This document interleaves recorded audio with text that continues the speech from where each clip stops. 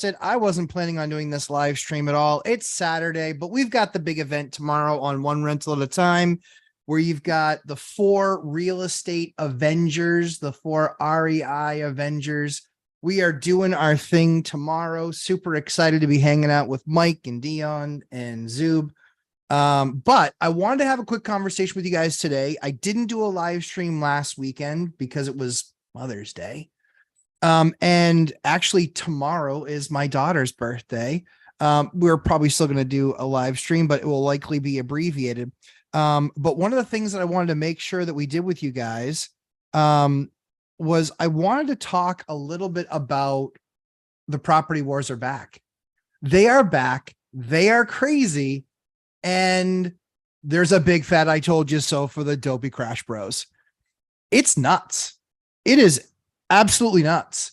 I did one last night, a Friday night open house. Friday night.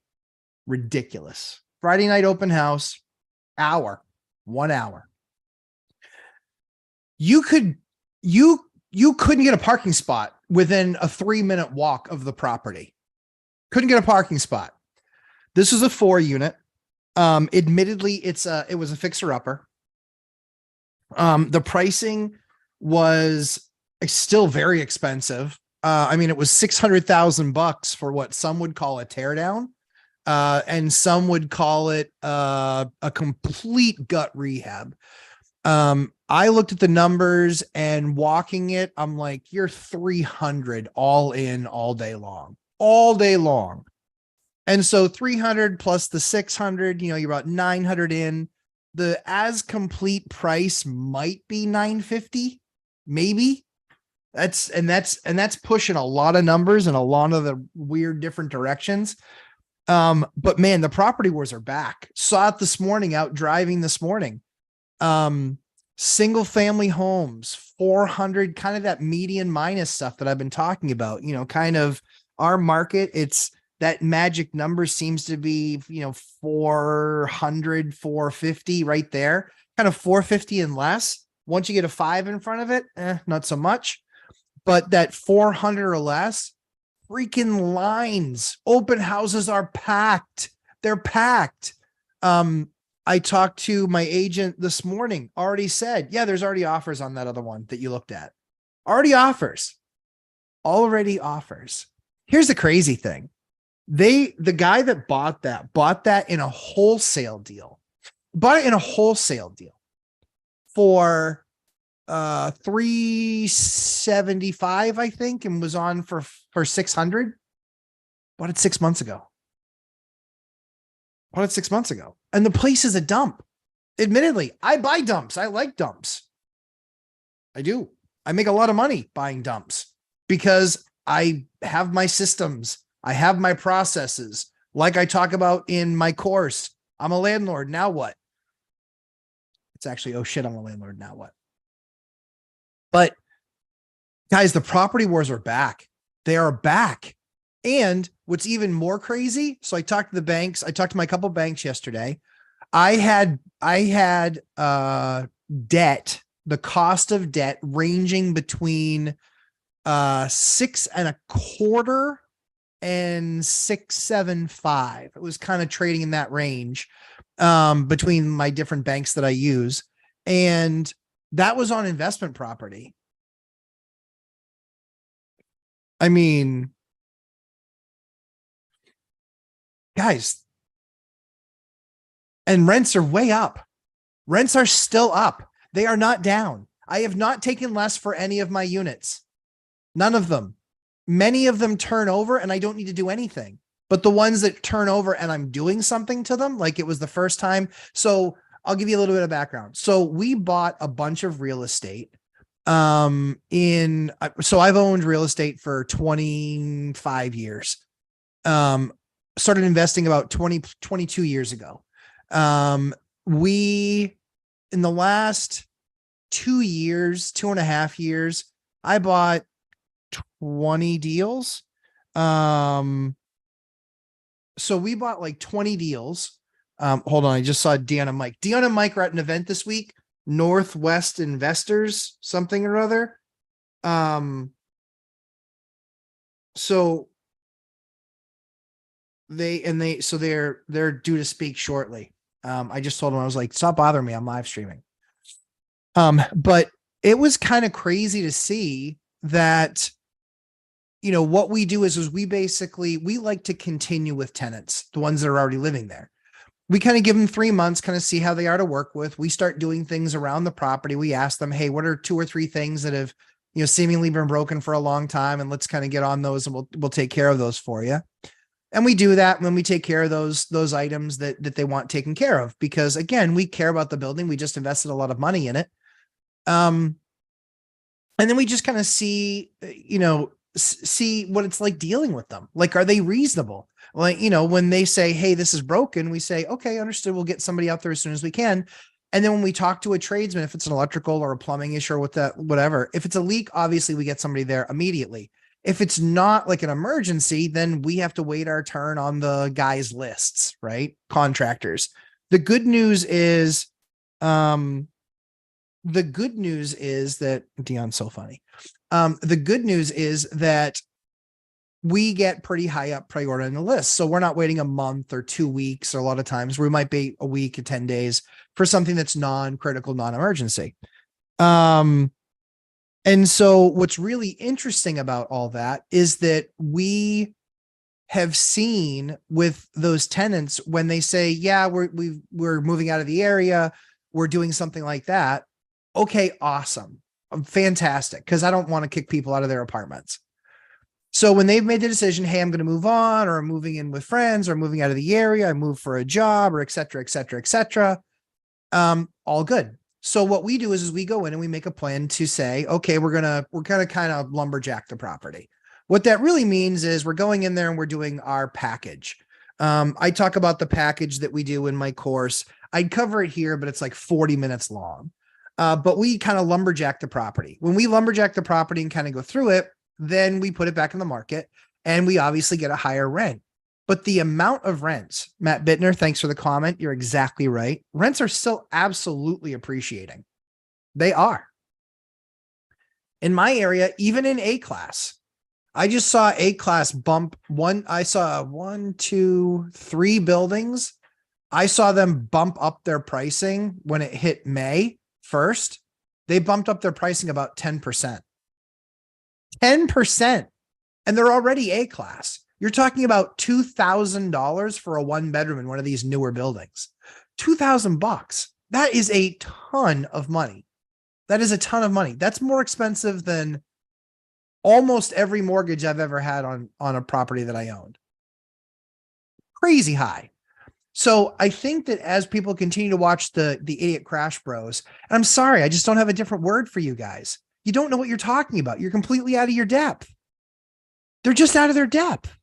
And so it is what it is. But people that are watching those shows and they're still waiting. 3 years.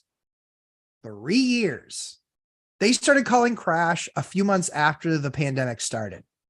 Whoops. You missed it. You missed it big. 3 years of massive appreciation. Do I think we're going to get back some? Absolutely. If you look at the median house pricing, exactly what I told you was going to happen, happened. Exactly. To a T. Now, we haven't hit 10% yet, but we will. We will. And you know what? This might be the lowest reading for the year, but what ends up happening is then it ticks up because it's summer buying season, spring buying season, summer buying season. Some of those transactions start to take effect, but it's kind of more than a little bit crazy. And again, median pricing went down. How did that happen? Luxury buyers, poof, because they're usually relying on their stock portfolios. And so then they stop moving around and they already have cheap debt on their assets. So they're just like, why upgrade? It's fine. And a lot of them are part-time houses. The move-up buyer, zoom, gone. Why do you think Home Depot earnings and Lowe's earnings continue to crush? One reason, people are still doing additions. People are saying, I can spend $150,000 and add something onto my house, or I can go out there and I can get double or triple my house payment for 30% more space. So that's what's happening. That's continuously what's going to continue to happen. It's kind of funny watching people that sit there and read charts. They don't know what they're doing. They don't know what they're talking about. They just don't. And the fact of the matter is that some of them are real posers and they're still shopping for houses for themselves. If you thought a crash was imminent and it was going to go down 20, 30, 40%, you're still shopping? If I furrowed my brow anymore, my face would fold into my face. So anyway, that being said, I'll start taking some questions. R6, what's up? How you doing? Happy Saturday. I know a rare occurrence. I don't know how long we're going to go, but probably when I hear kids start stomping up around and down upstairs, it's probably when I'll leave. They went to a birthday party. So if A class went up that much, I'd be interested to see how much low mid level rents went up. So I covered it Bittner on in the course, but I'll share some of the numbers. We had a unit that went from 1,025 after a $15,000 upgrade that we did. We lumberjacked it. That went from 1,025 to 2,200. It lasted one day on the market. We had another one that we didn't do a full lumberjack on it. We did like a 75% package. That unit went from 1,295 to 2,200 as well. Lasted one day on the market. In percentage terms, yep, I expect low end to go up the most. Yeah, agreed. The challenge is D class doesn't. So D class often follows Section 8 in housing. So if D class is following Section 8 in housing, what you'll typically find is that will go up whatever percentage housing went up. And a lot of times that's, I publish the FMR, which is you go to HUD.gov. And then you look at for fair market rents, the FMR, and then you can enter in your zip code and it will give you the FMR. What I can tell you is that they went up a range between 4% and I think the highest was 14%, but that's typically the movement that you'll see in that D class stuff is that they're typically following the FMR side of things. B and C class is different. And when I say B and C class, you could be talking about a B class property in a C class area or a C class property in a B class area or a C and a C. Usually I won't go C for C's. I'll usually take something in a C class that's C class quality and I'll make it a B or a B plus quality, even if it's in a C area, because then it still makes it's still something that can be affordable. So that's what I'm seeing. That's what I'm seeing kind of consistently is, probably when somebody leaves and we do a small lumberjack package, you're talking 35 to 100% increase. Those are just the numbers. And that's because it's inherited tenants that are leaving. I've never had my hands on the unit before. And there's a lot of things that I like to do to units. I like to do cabinets and lighting and outlet upgrades and switch upgrades and breaker upgrades and appliance upgrades. There's a lot of stuff like that I like to go do. And yeah, it makes a difference. I mean, I'm looking to invest money and curate an experience that makes the tenant feel like it's more like home and it's the nicest thing that they've looked at in that area. And so they're saying, hey, we can still stay in our area that we want to stay in. Because again, BC class. However, it's so convenient that, what we're seeing in the city, one of the cities that I bought in, it was pretty much all C and D. And now 10 years later, it's almost all B and C. There's a little bit of D left, but not much. Tony Carr, good morning. Hello, sir.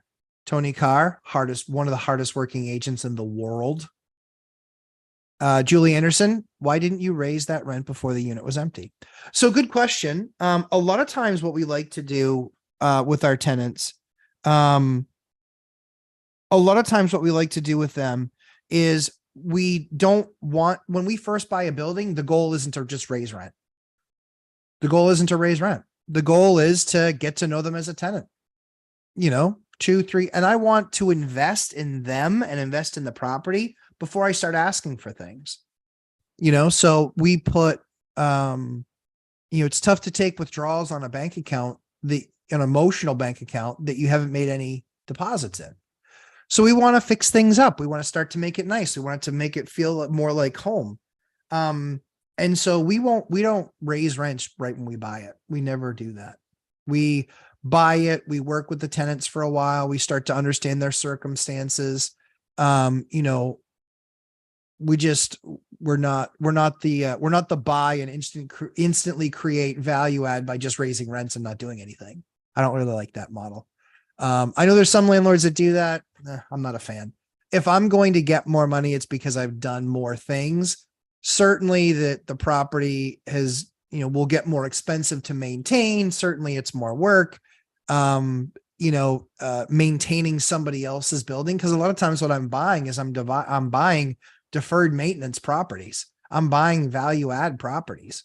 That's where I find my greatest return. If you're buying turnkey, you're buying retail, full boat, buying full boat retail. So that's a great question, Julie. But yeah, I'm usually after 3 to 6 months after we've seen how they are as a tenant. Do they work with you? Are they understanding? Do they call and complain about literally every little thing? Like administration has its costs. So yeah, we usually don't do it right away. But we will do it over time. We have to, because our costs go up every year. And we have to maintain, if you're running a business, you have to maintain margins. And because the bank is your partner, if they have the mortgage, they're interested in what your returns are, and they want to see what those returns look like. Matt Bittner, without a large unemployment increase, housing isn't likely to crash. I think even with a large unemployment increase, housing is not likely to crash. And crash is more than 20%. The reason that I say that is because they already tried UBI. That was what the whole $51 billion they put into the market for housing was. And so most people don't know it, but do some research, look it up. Section 8 has grown in the last 2 years, 2.5 years. They've grown over 15%. Number of vouchers. They've grown over 15% in most areas. Do the math. That's a big swath of the population now getting subsidized housing. And so what the government always does is they get involved in things when they subsidize things. What does it do? It makes them more expensive because the gap is being made up. And so that means that, yeah, no crash. I still don't see a crash. I do see a correction. And quite frankly, if you look at median price, I've been right, been dead on. It was about 9.5%, but I explained what I believed. I believed that it wasn't just, oh, well, pricing's going to crash. No, it wasn't about that. It was about luxury disappearing and move up disappearing. The number of those transactions being vastly, vastly reduced. And that's largely what happened. We went down 30-40% in transactions. I talked to a couple of agents. One of them closed, and I don't only talk to bigwig agents. I talk to, newer agents or not newer, but lower volume agents. One of them did 16 last year. This year to date has done 3. Another one did 12 last year. They've done 0. Goose egg. One of them did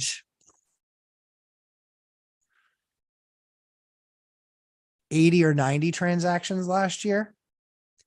About 30. Excuse me. 15 transactions. It's light. Hold on one second. Dion didn't get what I said.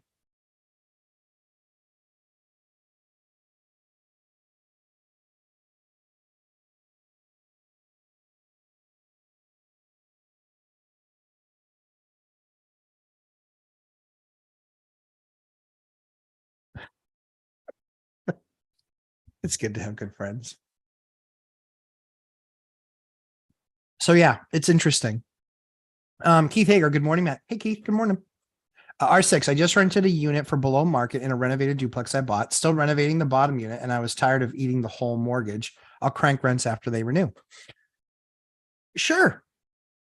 Like, that's not a wrong strategy. I get it. Listen, until you're the one writing the checks, your opinion matters a whole lot less. It just does. You know, like some people are like, oh, well, it's only an apartment. I was like, no, that's not how I do things here. You need to do a quality job because we're curating an experience here. And if it's not a quality job, you can go find some slumlord to work for. Not going to cut it here. We do good quality work because that's what I'm paying for. Good quality work. But people are like, oh, well, I just would have done it that way. Well, you would have done it that way. But here's the 7 reasons why I run the business and you don't, and why that doesn't make sense. I love having conversations with my guys. If they find a better way to do something, or if doing it their way is faster for them than doing it my way, fine, cool. I love it. I love it. But it was just crazy. Yeah, crazy. So R6, I'm with you. I totally agree with you. We actually are doing that in a building right now. So I don't think you're wrong. We bought a building, 5 units. I have a budget to rehab the entire place. We rehabbed 1 unit because it was vacant. So 1 unit got rehabbed. 1 they just left a week ago. And then the next one leaves, I believe, next week. So we then still have 2 other units. Well, those other units are special circumstances, but we'll redo that entire side of the building with the other side, those other 2 units still being rented. Now, it's not crazy money, but it's $2,500 a month. Is it 25? Excuse me, it might be 24. But when they're redone, they'll rent for 17 a piece. $1,000 increase. So yeah, I'm excited to do that project in that building. But yeah, R6, I think you're dead on. I think that if you get a great tenant in there, one that, kind of the Lumberjack model. So for those of you who don't know Lumberjack, they're a big oil exploration company, but they have a hiring model that says we will only hire somebody if they can do the job we're hiring them for and the next 2 in line from that job. Very smart. That means they're hiring people that are driven with aptitude, with aptitude, that have skills and that they can see doing that couple jobs up. Smart. It means you're not going to constantly be hiring one-off. It's like going into the market and only buying free agents, New York Yankees, and Boston Red Sox. Yeah, both of them. And so I think what's really interesting is I think that approach that you're taking, R6, is going to put you in the best spot. So long as the only thing I'd be looking for is them to not only qualify for what that number is now, but what that number is going to be in a year or 2 years. That's the only thing that I would do. That maybe you already did that, but that's the only way that I would augment the strategy. Matt Bittner, the banks must be giving people tons of chances to come current on their mortgage. Well, no, they've done a bunch of workouts. They've turned 30-year mortgages into 40-year mortgages. They've turned 30-year mortgages into 30-year mortgages, leaving them as is, and then adding a second mortgage at 0% interest, just so they get paid down. So they get paid the money that accrued in forbearance. And so, yeah. So I think that they're giving them every chance. Of course, they're doing everything they can, but at the same time too, I think that people really miss what the big break. That's my buddy, Phil Nealon. Hey pal, good to see you. Thanks for the super chat. But I think that what most people are missing is that we've only started in the last 6 months really doing a significant amount of adjustable rate mortgages. In 05, 6, and 7, that was the lion's share of the market. It was more than 50% of the market. That didn't exist this time. That's what went boom. If everybody had their debt resetting like office buildings do, or like commercial property does, if everybody had their debt resetting like that, we'd be talking about another 08. We absolutely would, 1,000%. But not having that, we're not talking about that. 2% of mortgages in 2020 were adjustable rate. I think 4% in 21. Actually, no, I think it was 2%. I think it was 2% in 20 and maybe 2% in 21 and then 4% in 22. And then I think this year it's gone to almost double digits, 10 or 11%. Yeah. But that's what's also helped prop up pricing. That's what a lot of the crash bros don't get. It's debt, you dummy. That's how it works. And so that's what I think you'll continue to see. Now, certainly there's exceptions to the rule, but I'm looking at my market. I know my market inside now, and I know that the price reductions that we're seeing are off of Pluto numbers. They're off of like complete wish list numbers. You know, people posting things for 2x what they bought them for 2 years ago. Do they lose if they only get 50% more than what they paid 2 years ago? No, they didn't. Then they had to do a price reduction to get there, but who cares? They still made 50% on their money or 50% on the value. Forget about their money. It's crazy. It's crazy. Question. Do you, R6, do you show properties to prospective tenants prior to seeking if they qualify? No. I currently make sure they qualify with credit, income, background prior to showing, not background. And so here's the reason that we do that.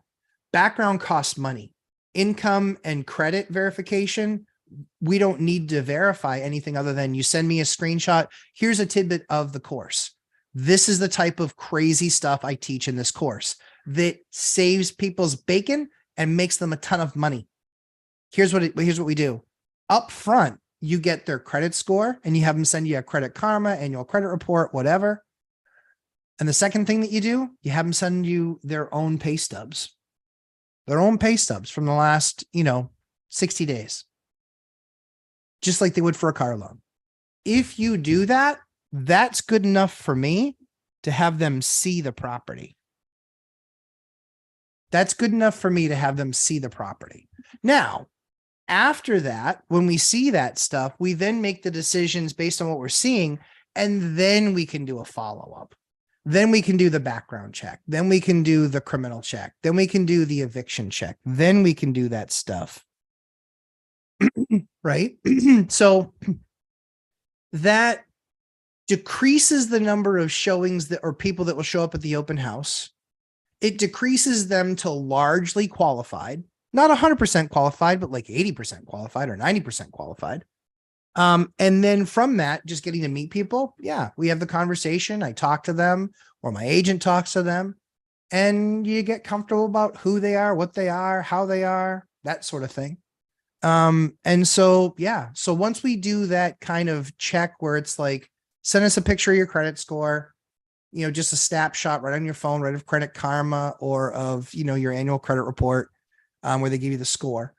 And then, yeah, pay stubs, obviously.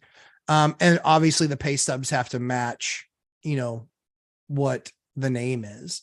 And so, yeah, we'll go through that verification step. So I just saw their driver's license. Sure. Yep. Yeah. Something like that. Some sort of ID that IDs you, as that person. But it's like with social media, like, again, we use the driver's license when we do the lease. Because you can always track somebody down that way if they, for some reason didn't pay. That helps with skip tracing and such. But yeah, some sort of verification. YouTube, love your channel and active. You give advice. I assume advice you give, Matt, and also your story. Thank you, YouTube. I appreciate that. Happy to do it. Phil Nealon, my buddy. Back to work later, y'all. Oh, Phil Nealon, back to work. Well, it's all right. You can keep us on in the background. You can hear all the objectionable things I'll say. Yes, Anna Kay, we went live today. It was a surprise live. Dion and Mike, Millennial Mike, are out at a conference. And I didn't get to do last Sunday's live because it was Mother's Day. So we get to celebrate that with my wife of 17 years and our 3 kids. And yeah, so that's why I didn't do one last week.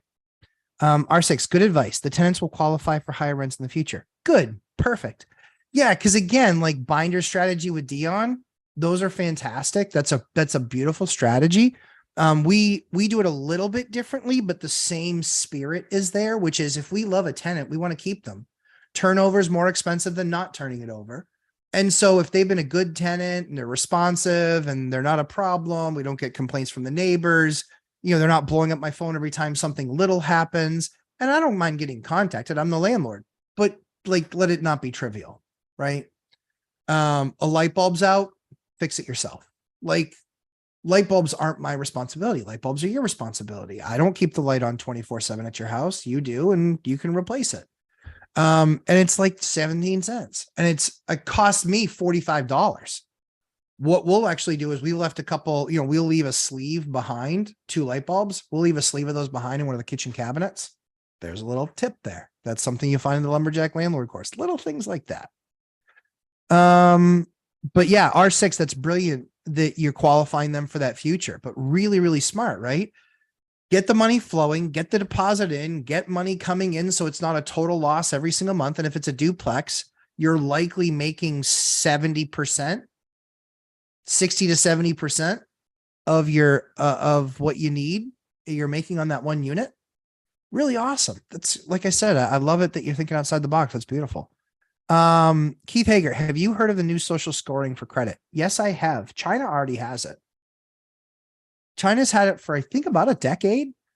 We'll see how it goes. I mean, they're saying, here's the thing. That is a really politicized thing. The challenge will be, does something like that float in America? My guess is the people that are on programs that depend on the government for what they get, my guess is they're going to be in that system. My belief is that the people that are, I don't want to get into a semantics here of free or not free, freer than most, is that those people will likely be able to largely kind of avoid that system, at least for a time being. So it depends, we get the government that we vote for, and which is sometimes good and sometimes bad. I think we can all agree that Congress sucks at doing their job.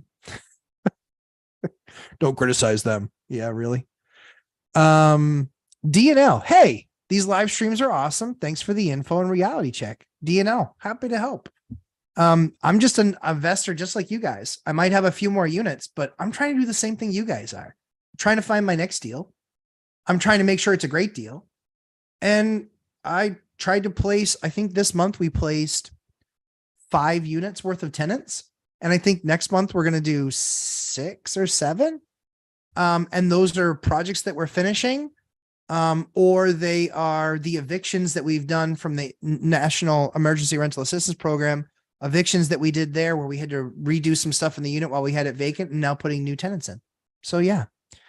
Matt Bittner, some tenants require babysitting. They do. And arrivederci. So that's what I talk about when I talk about tenants that we inherit. We've inherited some amazing tenants. We've also inherited the ones that were the reason that the landlord sold the building. We've got a few of those right now. We had probably about 8 or 9 of those. And I think now we've got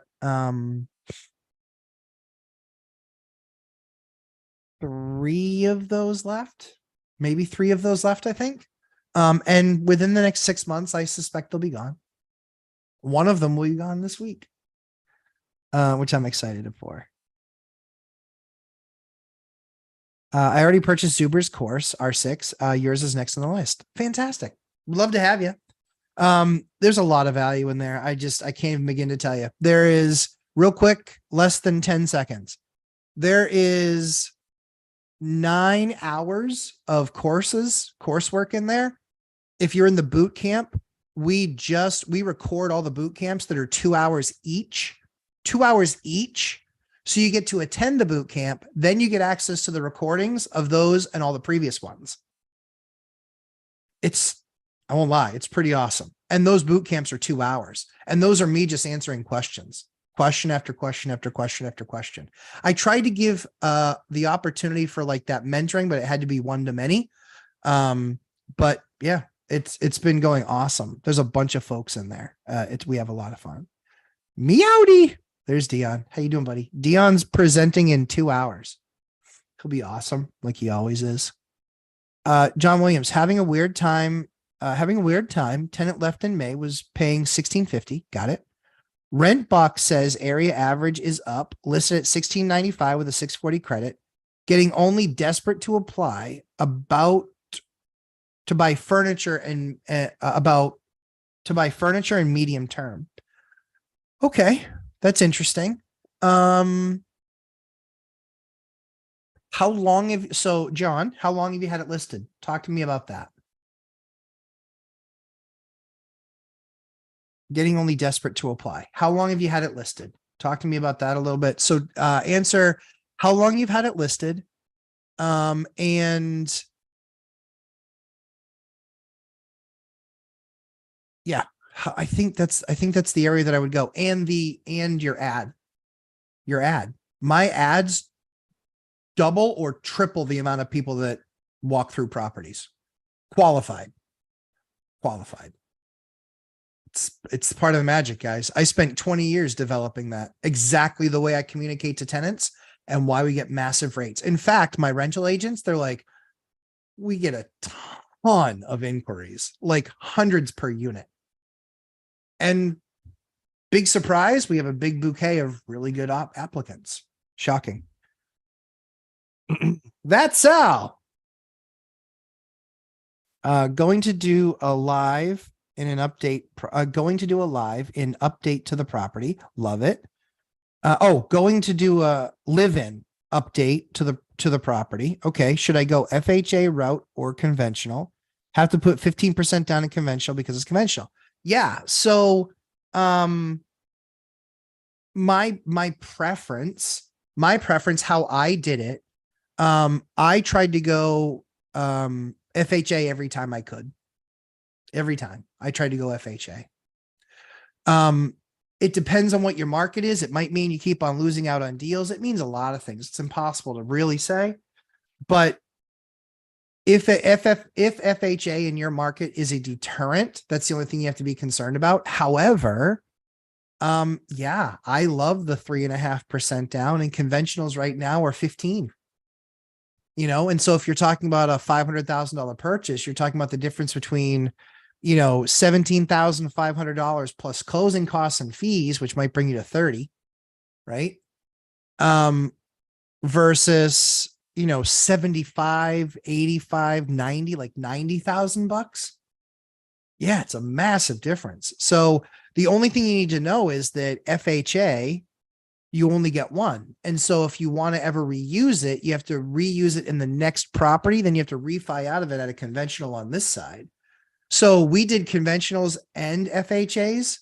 It really ranged for us, but I think, my goal was always put as little down on the property as I could, because I wanted to spend my money doing the property, making, lumberjacking it, making it great, where it's like, hey, this thing's going to rent in 5 seconds when I'm ready to move out. And that's what we found when we moved out of our last duplex unit, which was only 4 years ago. When we moved out of that unit, we had a line out the door. And we rented it for, I think at the time we rented it for $2,500, and now it's $3,000 a month for that unit, or $2,400. Now we're at $3,000 a month. So, almost a 30%. I think we're at, might even be at 32, but I think it's like about a 30% difference. 20-ish, if you're going from 24 to 3. But yeah, we still have an FHA loan. That was the last FHA loan that I did.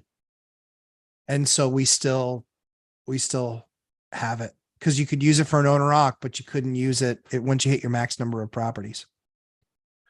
Get the likes up. Thanks, Fatsal. Young 2412. Great show. Thank you. I'm happy to do it, guys. I love spending time with you guys. Love spending time in the community.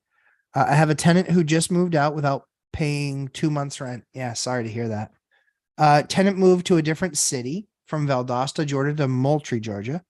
How do you go after this tenant? That is a fantastic question. There's work that you can do yourself. I don't know what the laws are in Georgia, but let's just pretend that it was New Hampshire. Here's what I do in New Hampshire. What I do in New Hampshire is I make sure that I have all of the costs, right? Because I have to return their deposit within 30 days. Again, this is not legal advice. This is just what I've done in my business in New Hampshire. So what I've done in my business in New Hampshire is in the next 30 days, I have to make sure that I've done all the things I needed to get done to make sure that the unit is returned back to the state of which I gave it to them. That's the first thing. Second thing is, that the last 2 months rent are foregone conclusion, right? Because they didn't pay. And then it's whatever damage on the security deposit. Well, then you have to basically prepare in the state of New Hampshire. We have to return their deposit within 30 days. What we actually do is if it's a case like this, where let's say they had $1,000 deposit and they left owing 2,000, and then there were repairs of 500. So then that totals $2,500. We say, based on here's a list of things that we did, you owe us this much money for the repairs. You owe us $2,000 in back rent. Your deposit was $1,000. Please remit payment of $1,500 to this address. And then they'll ignore it, but I send that certified. The issue is that they don't give you their new address. I send it to the old address because I want to make sure that I don't have their new address. I need to adhere to the law. So I need to send it to the last known address that I have for them in hopes that they're forwarding their mail. If they're not forwarding their mail, then they're obviously not going to get it. And then I get it returned back to me. When I get something like that returned back to me, you have two options. You can hire a PI, which they usually have, cheap packages where they do something called skip tracing, or you can buy a service like a batch leads, which actually does skip tracing. And eventually that person will pop up with what their new address is. Once you have their new address, you can then resend. I would send a second letter saying this is in replacement of the original letter that I sent. That's what I do. Not saying that's what you should do, but that's what I do. I then send that letter saying all the same things and please remit this, at such and such a date. And again, I send it certified to make sure that it gets delivered. And then if they sign for it and I get the card back, I'm like, okay, now I got you. If they don't sign for it and they deny it because they see who it is, right?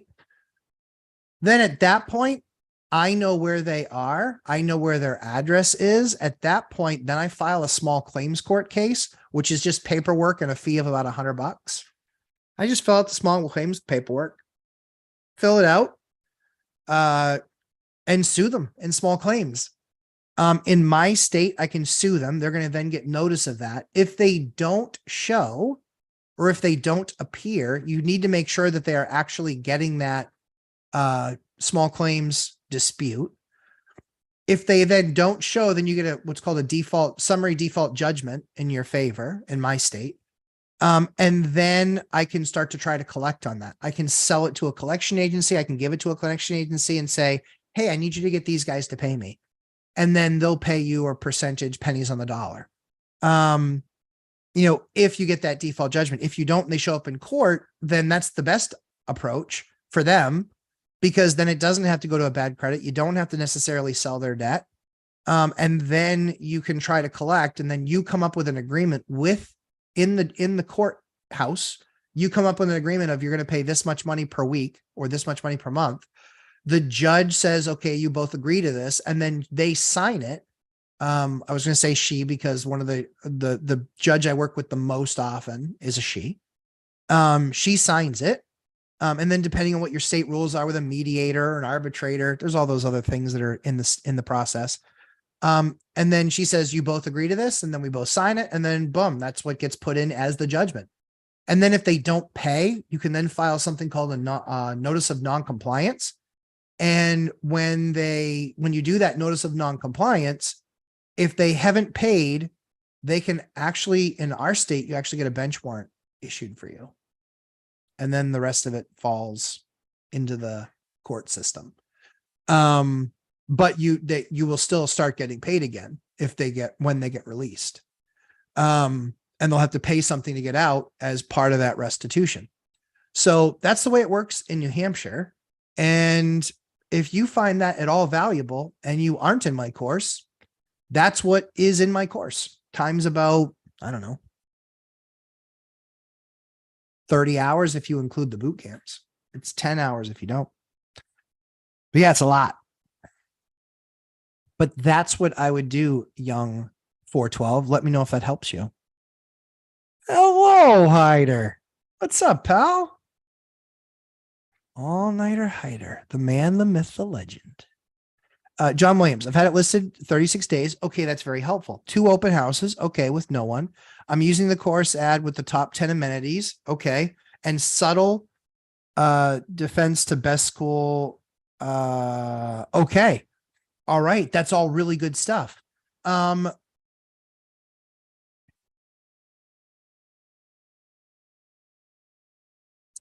think when you've done all those things, I know the ad works. So you're not getting any traffic. There must be some reason that you're not getting traffic. And it very well might be price. The rent box usually tells the story, but try $100 less. Or if you're at, what were you at? 1650, John? Hold on one second. 16 May was paying 1650. Rent box says area average is up, listed at 1695 with a 640 credit.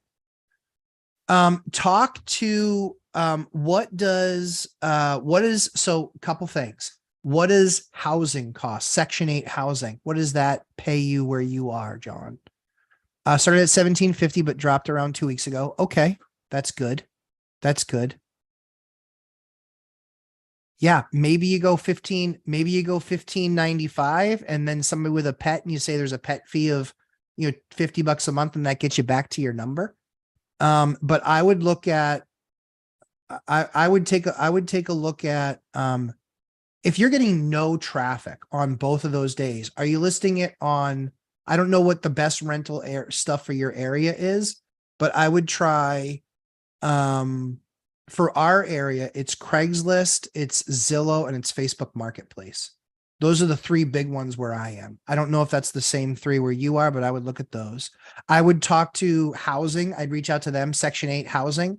I'd reach out to that area people. What I would do is I would look at in your area, if the next town over is wealthier, or if your town's wealthier, I would start with the wealthier of the areas. Because they likely are having a more difficult time filling vouchers, because there's usually a bigger delta in what they're able to pay and what a wealthier area wants. Hopefully that helps. John, let me know. Give me an update on that too.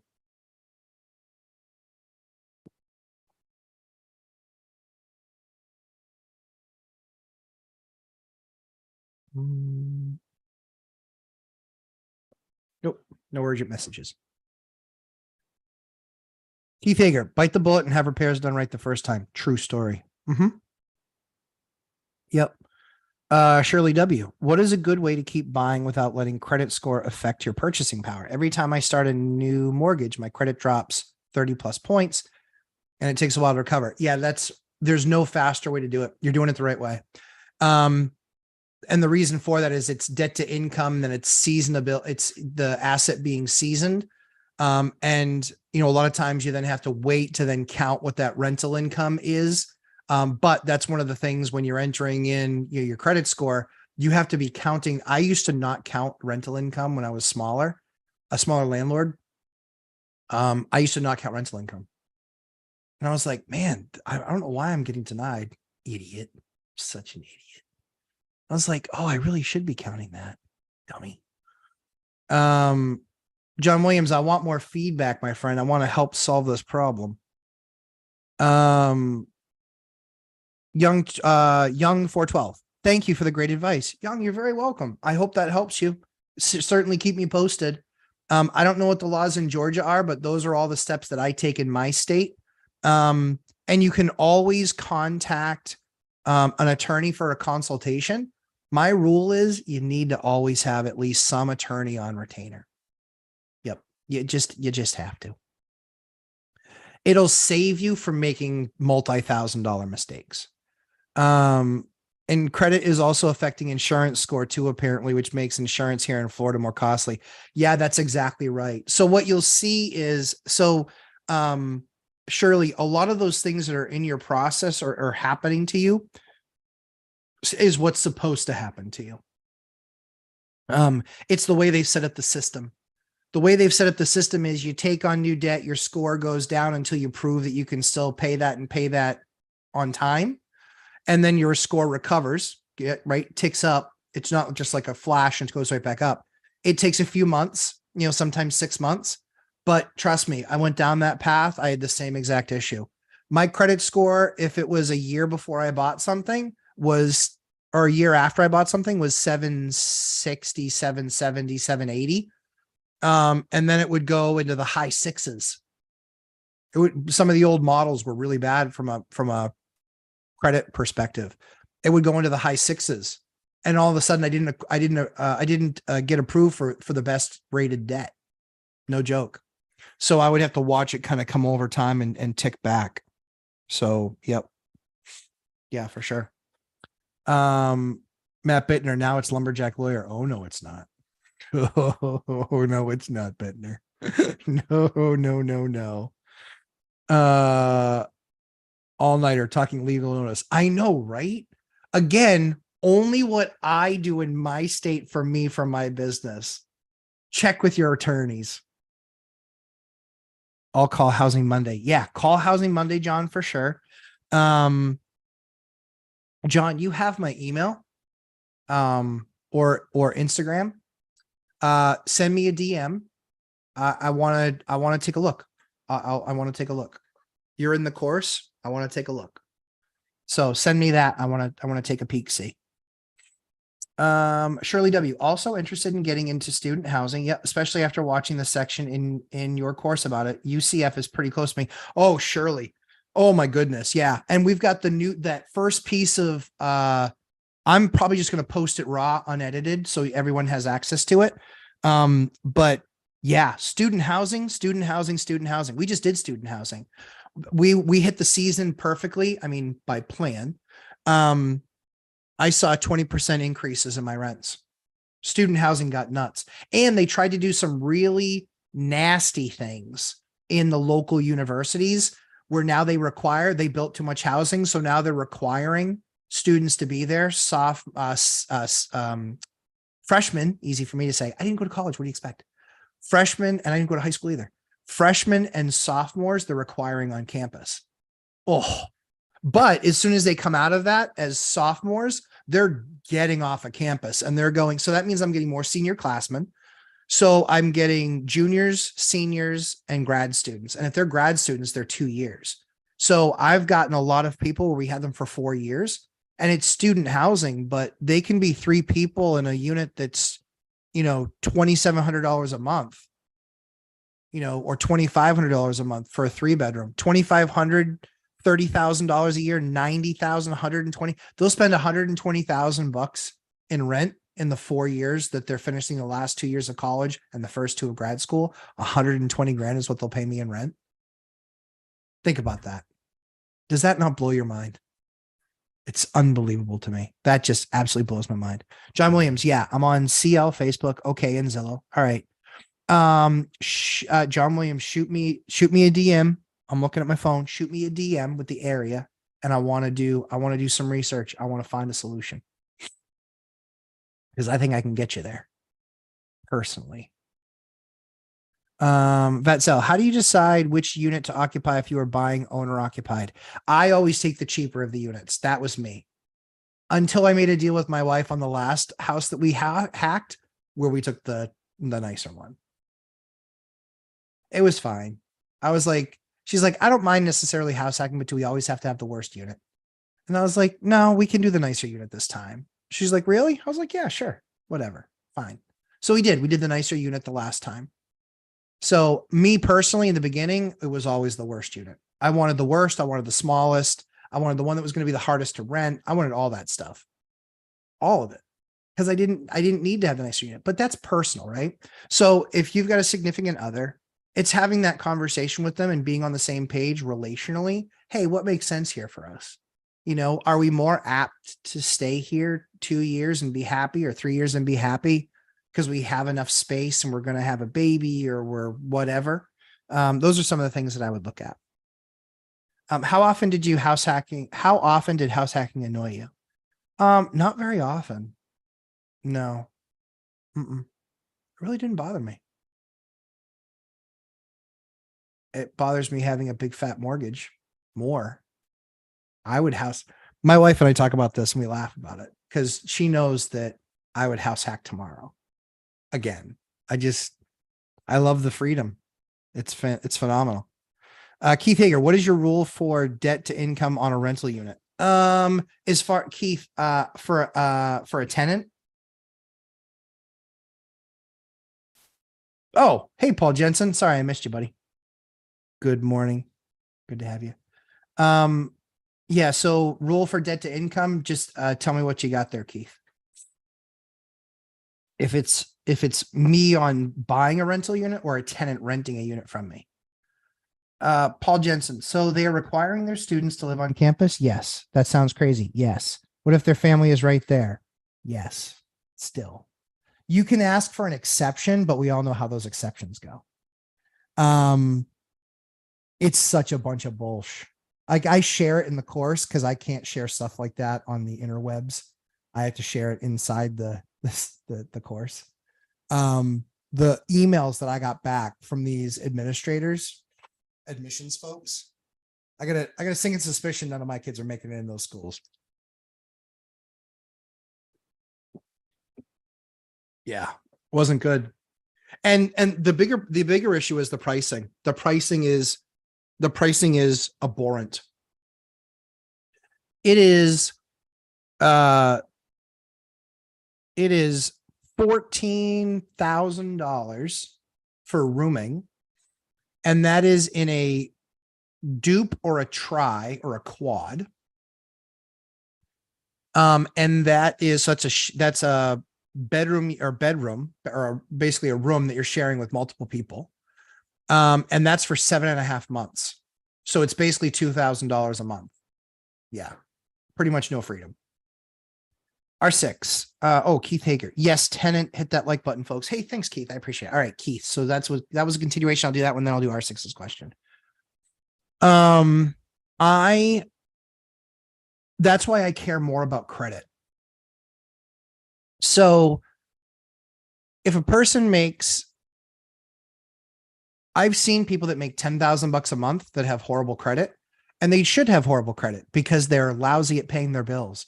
They don't pay their bills. They don't care. They've had charge-offs. Nah, not interested. Because if they'll do that to somebody else, they'll do that to me. So I'm more concerned about not so much about debt to income. The ones that look better on the applications to me are where it's like, there's a couple, as an example, two people.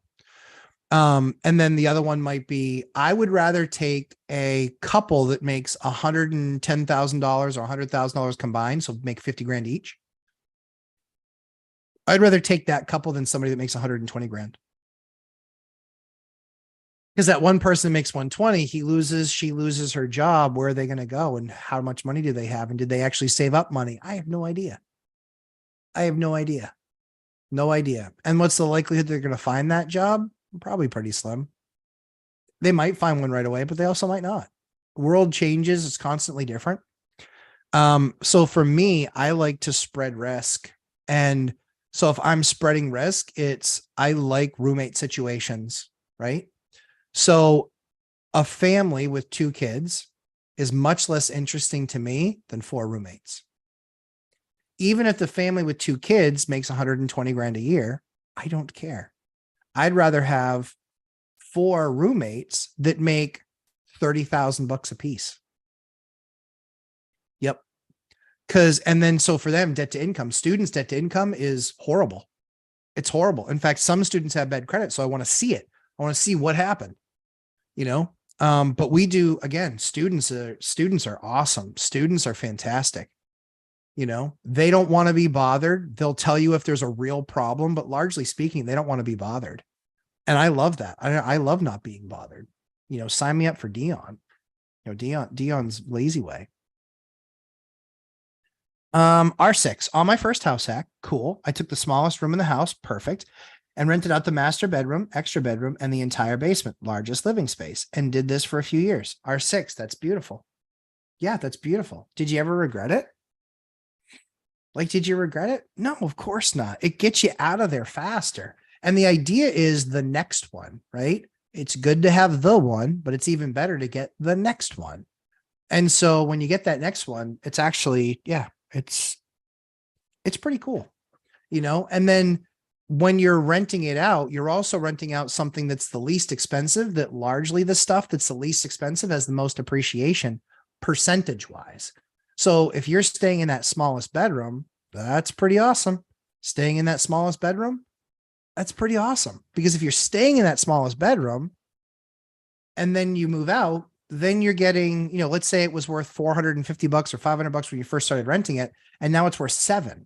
Well, that means it's a 40% increase over what you were renting it for. Makes a huge difference. Yeah. But yeah, house hacking never really annoyed me. I really liked it, Bittner. I really did. I did it 9 times in 13 years, and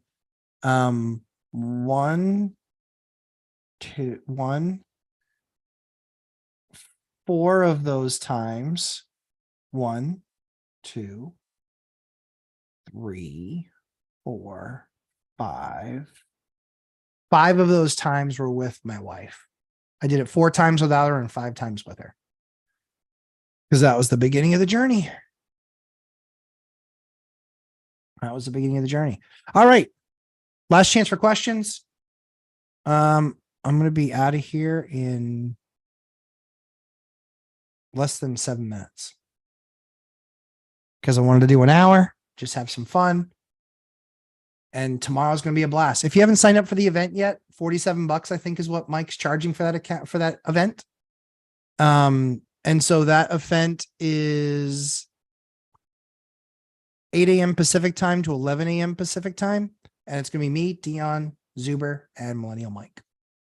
We'll be hanging out together, chewing the fat, answering people's questions. You will see disagreements. We're already joking about that. Sent to your Instagram. Cool, man. All right, hold on 1 second. I want to make sure I got it.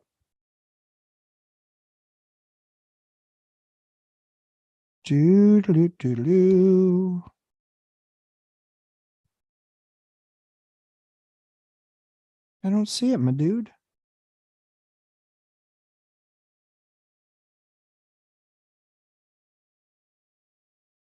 I am kind of an Instagram idiot.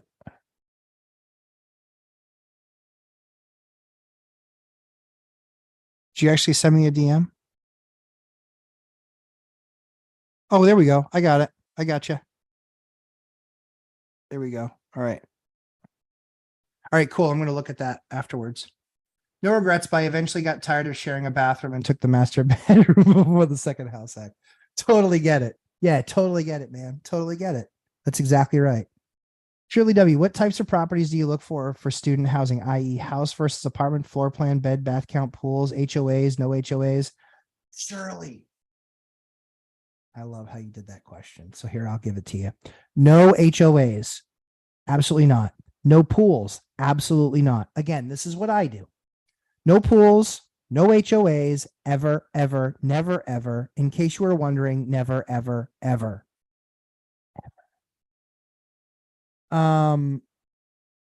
House versus apartment. House, small multifamily. Yes. Birds of a feather flock together.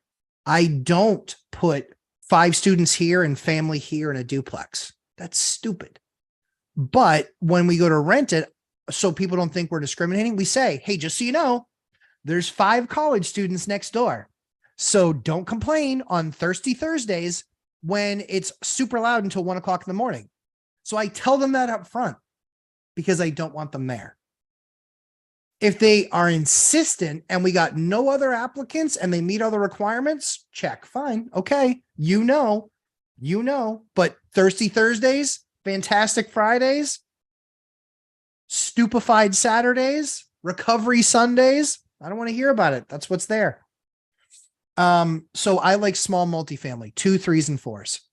Ideally 2s with high bedroom counts. So I like duplexes with 4 bedrooms aside. Yep. Those are the best student units you'll find for me in my market. 2s, duplexes with 4 bedrooms aside. We do, I have 17 of them, I think. Duplexes, at least 4 bedrooms aside, and they range between 2,600 a month and 3,200 a month aside, because I can show them, hey, listen, your share is $700. In most cases, or 750. There's 4 of you, it's 3,000, but it's 750 for 12 months, which is $9,000. You get to be here all 12 months. You don't have to go home for winter break. You don't have to go home for summer break. You don't have to, go home and work in the family business if you don't want to. You get to stay here all 12 months and it's $9,000. Or you can stay on campus for 7.5 months and it's $14,000. I break it down so to the bone in the course. It's so to the bone there, but we're going to add that one last piece, which is how you get all this information through all of the processes that we have, because then you can really case, if you want, for lack of a better word, you can case the place and really see, is student housing in that market going to work? Will it work? You can have a transition like we did in one of my markets, where we went from, they were providing housing for 51% of the students, and now they're providing for 87% of the students. They built that much housing. So I was that right. The good news is there's still always a percentage. That still means that I have 1,500 students that aren't living on campus. 1,500. I've got 17 duplex units, so 34 total units. And those bedrooms, let's say they're 4 bedrooms each. You're talking about 120 out of their 1,500 undergrads, and then their 3,000 graduates, and then the young professionals that they turn into. Yeah, my numbers are pretty good. But where I am, I own 20% of the market of rental units 4 bedrooms and larger. So that's the other thing too. Yeah, houses in Central Florida often have the HOAs. Yeah, that's why you stay away from them. Because an HOA can find out that you're renting it, quote unquote, by the room. I put them all in the same lease, so it's joint and several liability. That's what the rule is in our state. But yeah, I'm looking for duplexes or something not an HOA. Scott Coleman, greetings, Lumberjack. Hey, Scott.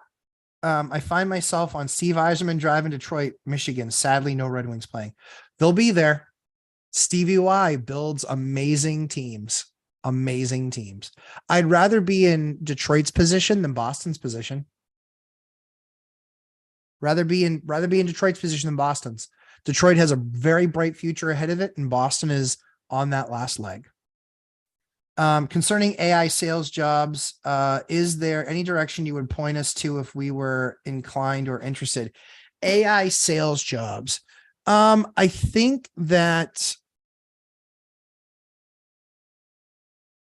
I'm interested to see where that market goes. There's no place specific in AI, like the big guys are, obviously Google and Microsoft because of Microsoft's, investment in Chat GPT. I think that there will be a clamping down on AI. They're already designing engines to weed out whether or not something is AI or not. So then the game is going to be on if somebody can build something that fools the AI, checklist. But yeah, AI specifically, what I would do is I would make sure that AI inside and out just by spending time working with Chat GPT and learning it.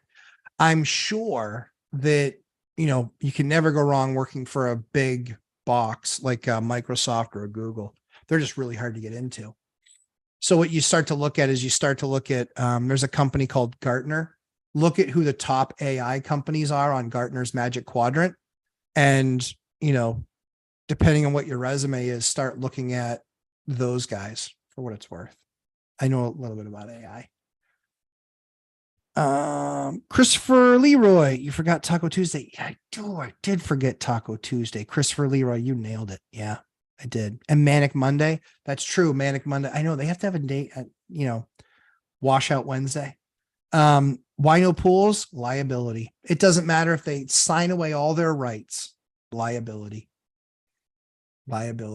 If it's college kids drinking around the pool, swimming around the pool, horsing around the pool. I said horsing around.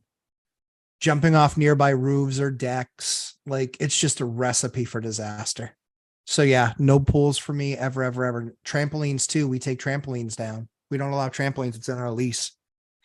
Somebody can get hurt too easily just trying to be too adventurous. You guys in the land of YouTube and TikTok and Instagram, in that land, right? Seriously? What? You see what's on those videos all the time. It's a big bucket of stupid. And I don't want to give them any opportunity for my house to be in the background of one of those. Because they will sue you. They will sue. And a lot of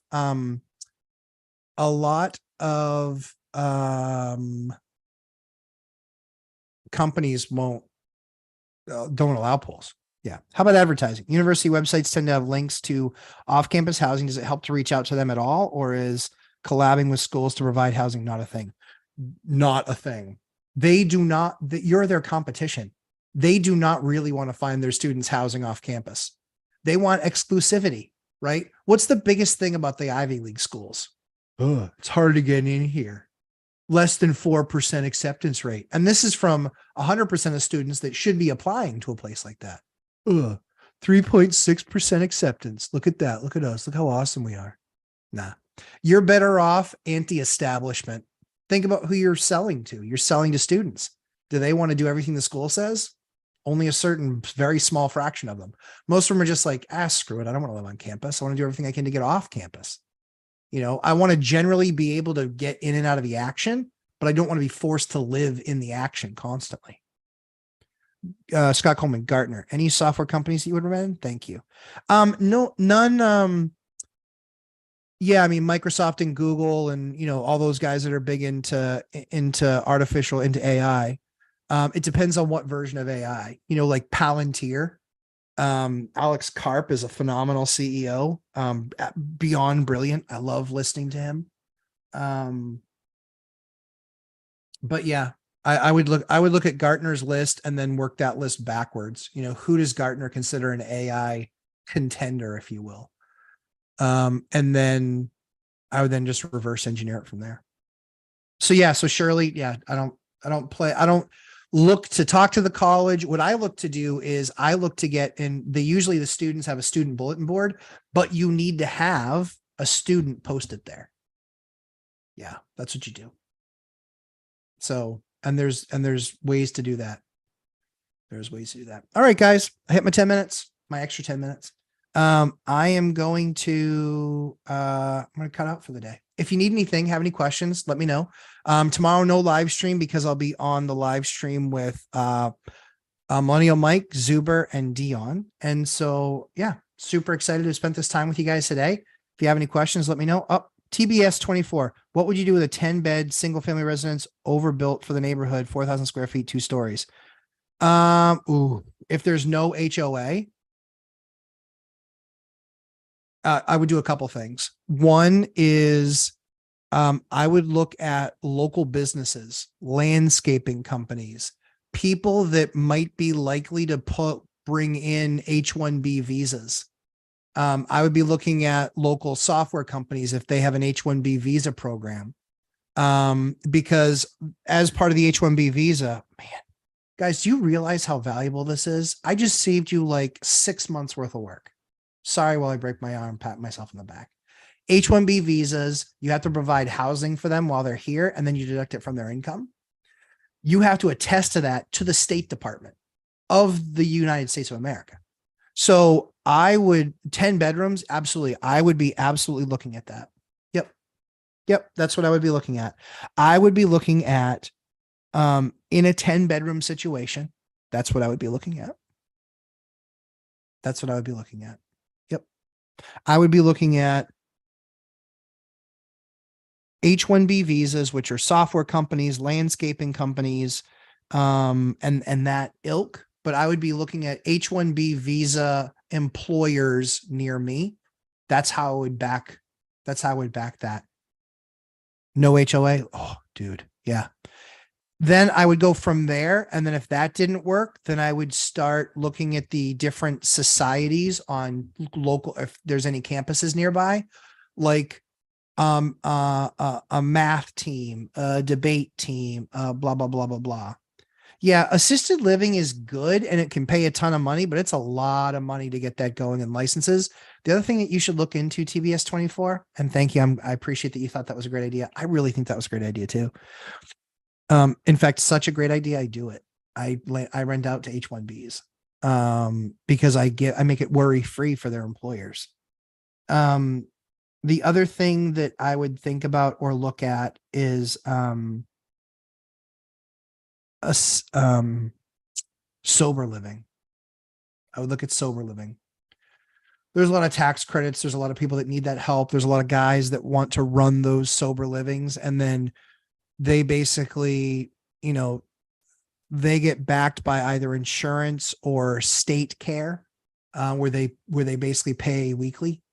And so if you have somebody to manage it, a lot of times there's guys that have a heart for that type of a program. We work with a couple of them, and we're thrilled that our house is being used that way. So yeah, we want to help people get out of the cycle. But yeah, there's assisted living places, or not assisted living, sober living places. Look at that. Next to a preschool. Yeah, it's a tough one. Yeah. Yep. That's understandable for sure. Yeah. Next to a preschool. Damn. Yeah. Bed and breakfast turns it into a business, really. So I don't disagree, Keith. That's certainly something you can put in something that big, but that really starts to turn into a business. Assisted living also very much a business, because then you're actually hunting for it. The other thing that you can do too is, depending on how old the building is, TBS 24, a daycare, like a small mini school. Depends on what it's zoned for. But if you're right next to a preschool, what about expansion for them? What about a place where they can, are the rooms big enough to do classes or knock down a couple of the rooms and that sort of thing? That depends obviously on zoning and all that stuff, but yeah, TBS 24, hopefully that helps you. But guys, thank you so much. Have an absolutely fantastic week. I'd appreciate that. Always a pleasure to spend time with you guys. Have a fantastic week. And on the H-1B visa rentals, are those furnished with utilities or furnished tenant pays utilities in your experience? Yes. So I really leave it up to the company.